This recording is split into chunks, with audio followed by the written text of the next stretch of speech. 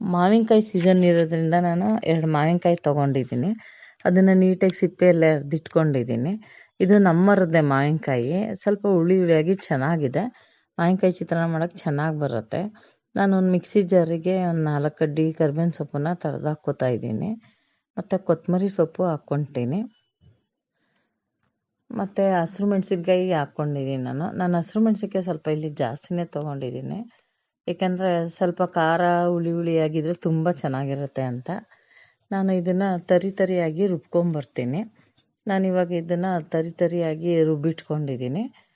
ತರಿಯಾಗಿದೆ. ಮಾವಿನಕಾಯಿ ತುರಿದಿಟ್ಕೊಂಡಿದ್ದೀನಿ ನಾನು. ಈಗ ನಾನು ಬಾಣಲಿ ಇಟ್ಕೊಂಡು ಅದಕ್ಕೆ ಎಣ್ಣೆ ಹಾಕ್ಕೊಂಡು ಎಣ್ಣೆ ಕಾಯಬೇಕು. ಎಣ್ಣೆ ಸ್ವಲ್ಪ ಚೆನ್ನಾಗೇ ಕಾಯಬೇಕು. ಎಣ್ಣೆ ಕಾಯಕ್ಕೆ ಇಟ್ಕೊಂಡಿದ್ದೀನಿ ಇವಾಗ ನಾನು ಈಗ ಇದಕ್ಕೆ ಕಡಲೆಬೇಳೆ, ಕಡಲೆಬೀಜ, ಉದ್ದಿನಬೇಳೆ ಹಾಕ್ಕೊಂಡು ಸ್ವಲ್ಪ ಫಸ್ಟು ಫ್ರೈ ಮಾಡ್ಕೊತೀನಿ. ಇವಾಗ ನಾನು ಇದಕ್ಕೆ ಒಂದಿಡಿ ಕಡಲೆಬೇಳೆ ಸೇರಿಸ್ಕೊತೀನಿ. ನೋಡಿ, ಕಡಲೆಬೇಳೆ ಒಂದಿಡಿ ಸೇರಿಸ್ಕೊತಾ ಇದ್ದೀನಿ ನಾನಿವಾಗ. ಮತ್ತು ಇದು ಸ್ವಲ್ಪ ಮಗ್ಗಿದ ಮೇಲೆ ನಾನು ಇದಕ್ಕೆ 1-2 ಹಿಡಿಯುವಷ್ಟು ಕಡಲೆಬೀಜ ಹಾಕ್ಕೊಟ್ಟಿದ್ದೀನಿ. ಮತ್ತು ಇದಕ್ಕೆ ಉದ್ದಿನಬೇಳೆನೂ ಸೇರಿಸ್ಕೊತಾ ಇದ್ದೀನಿ. ಇದೆಲ್ಲ ಸ್ವಲ್ಪ ಚೆನ್ನಾಗಿ ಮಗ್ಗಬೇಕು. ಸ್ವಲ್ಪ ನೀಟಾಗಿ ಮಗ್ಗಿಸ್ಕೊಂಡ್ರೆ ಚೆನ್ನಾಗಿರುತ್ತೆ. ಸ್ವಲ್ಪ ಕಮ್ಮಿ ಮಗ್ಗಿದ್ರೆ ಕಡಲೆ ಬೀಜ ಹಸಿ ವಾಸನೆ ಬರುತ್ತೆ, ಅಷ್ಟು ಚೆನ್ನಾಗಿರಲ್ಲ. ಹಂಗಾಗಿ ಚೆನ್ನಾಗಿ ಮಗ್ಗಿಸ್ಕೋಬೇಕು. ನೋಡಿ, ನಾವು ತೋರಿಸೋ ಥರ ಈ ಥರ ಮಾವಿನಕಾಯಿ ಚಿತ್ರಾನ್ನ ಮಾಡ್ಕೊಂಡು ನೋಡಿ ನೀವುಗಳನ್ನು. ತುಂಬ ಚೆನ್ನಾಗಿ ಬರುತ್ತೆ, ಟೇಸ್ಟೂ ಚೆನ್ನಾಗಿರುತ್ತೆ. ಲೈಕ್ ಮಾಡಿ, ಸಬ್ಸ್ಕ್ರೈಬ್ ಮಾಡಿ, ಶೇರ್ ಮಾಡ್ಕೊಂಡು ನೋಡಿ. ನಾನಿವಾಗ ಇದು ಕಡಲೆ ಬೀಜ ಆಗಿದೆ. ಇದಕ್ಕೆ ನಾನು ರುಬ್ಬಿಟ್ಕೊಂಡಿರೋದನ್ನೆಲ್ಲ ಸೇರಿಸ್ಕೊತಾ ಇದ್ದೀನಿ. ಇದನ್ನೇ ನಾನು ಜಾಸ್ತಿ ಮಗ್ಗಿಸ್ಕೊಳ್ಳೋ ಅಷ್ಟಿಲ್ಲ. ಸ್ವಲ್ಪ ಮೆಣಸಿನ್ಕಾಯಿ ಮಗ್ಗಬೇಕು. ಒಂದು 5 ನಿಮಿಷ ಮಗ್ಗಿಸ್ಕೊಂಡ್ರೆ ಸಾಕು. ಇದೀಗ ಇವಾಗ ಮಗ್ಗಿದೆ. ಇದು ಮಗ್ಗಿದಿರೋದಕ್ಕೆ ನಾನು ಅರಿಶಿನ ಸೇರಿಸ್ಕೊತಾ ಇದ್ದೀನಿ 1 ಸ್ಪೂನು. ಮತ್ತು ಸ್ವಲ್ಪ ಇಂಗು ಹಾಕ್ಕೊತೀನಿ ನಾನು. ಅರಿಶಿನ ಹಾಕ್ಕೊಳೋದ್ರಿಂದ ಒಳ್ಳೆ ಕಲರ್ ಬರುತ್ತೆ. ಮತ್ತು ಹಿಂಗೆ ಹಾಕ್ಕೊಳೋದ್ರಿಂದ ಜೀರ್ಣಶಕ್ತಿನೂ ಚೆನ್ನಾಗಿರುತ್ತೆ. ಮತ್ತು 2 ದಿನ ಇಡೋದ್ರಿಂದ ಇದು ಹಾಳಾಗಲ್ಲ ಬೇಗ. 2 ದಿನ ಇಟ್ಕೊಂಡು ತಿನ್ಕೋಬೋದು ಮಾವಿನಕಾಯಿ ಚಿತ್ರಾನ್ನ. ತುಂಬ ಚೆನ್ನಾಗಿ ಬರುತ್ತೆ. ನಾನು ಇದನ್ನು ಸ್ವಲ್ಪ ನೀಟಾಗಿ ಮಗ್ಗಿಸ್ಕೊತೀನಿ. ಇದು ಒಂದು 2 ನಿಮಿಷ ಮಗ್ಗಿದ ಮೇಲೆ ಇದಕ್ಕೆ ನಾನು ಉಪ್ಪು ಸೇರಿಸ್ಕೊತೀನಿ. ರುಚಿಗೆ ತಕ್ಕಷ್ಟು ಉಪ್ಪು ಸೇರಿಸ್ಕೊಳ್ಳಿ. ನಿಮಗೆ ಹೆಂಗೆ ಉಪ್ಪು ಕಮ್ಮಿ ತಿನ್ನೋದ್ರೆ ಕಮ್ಮಿ, ಜಾಸ್ತಿ ಅಂದರೆ ಜಾಸ್ತಿ ಸೇರಿಸ್ಕೋಬೋದು ಉಪ್ಪನ್ನ. ನಾನೀಗ ಉಪ್ಪು ಸೇರಿಸ್ಕೊಂಡು ಇದನ್ನು ಸ್ವಲ್ಪ ಉಪ್ಪು ಒಂದು ಸ್ವಲ್ಪ ಕರಗಬೇಕು. ಹಂಗೆ ಮಗ್ಗಿಸ್ಕೊಂಡ್ಮೇಲೆ ನಾನು ಇದಕ್ಕೆ ತುರಿದಿಟ್ಕೊಂಡಿರೋ ಮಾವಿನಕಾಯಿನ ಸೇರಿಸ್ಕೊತಾ ಇದ್ದೀನಿ. ಮಾವಿನಕಾಯಿ ಸೇರಿಸ್ಕೊಂಡು ಇದನ್ನು ಒಂದು ಸ್ವಲ್ಪ ತೊಳೆಸ್ಕೊಂಡು ಇದು ಫುಲ್ ಡ್ರೈ ಆಗಬೇಕು.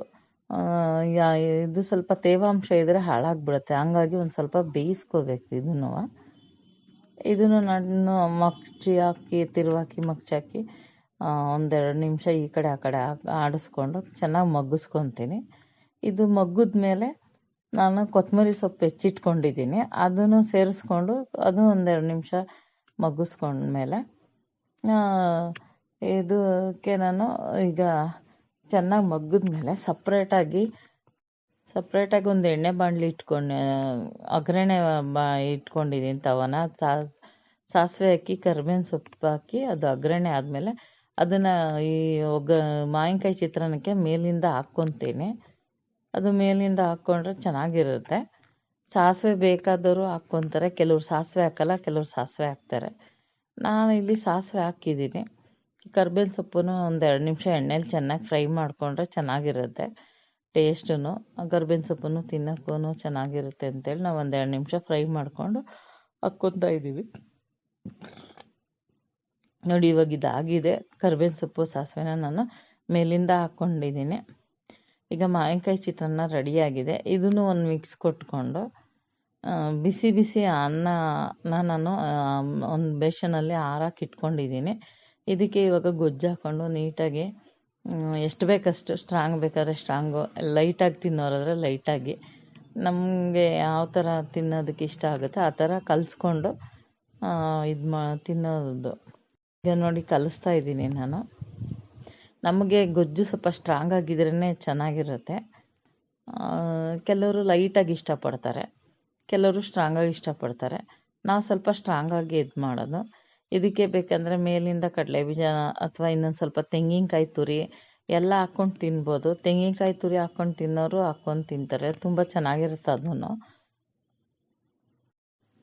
ಈಗ ಚಿತ್ರಾನ್ನ ನೋಡಿ ರೆಡಿಯಾಗಿದೆ.